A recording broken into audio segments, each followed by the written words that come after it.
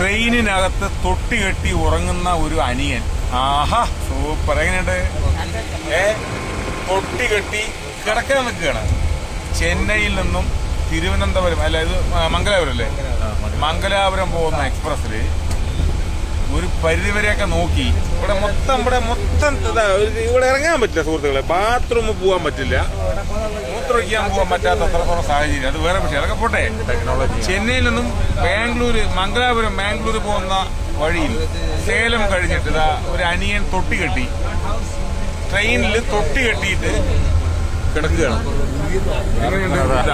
വേറെ ഒരുത്തൻ ലഗേജ് ഉള്ള ഭാഗത്താണ് കിടക്കുന്നത്. വേറെ ഒരുത്തൻ കണ്ടില്ലേ? ഇത് ഒരുത്തൻ തൊട്ടി കെട്ടിയിട്ട്. എങ്ങനെയുണ്ട് സുഹൃത്തുക്കളെ? തൊട്ടി കെട്ടി ഉറങ്ങുന്ന അത് ആദ്യമായിട്ട് കാണുന്നുണ്ടോ?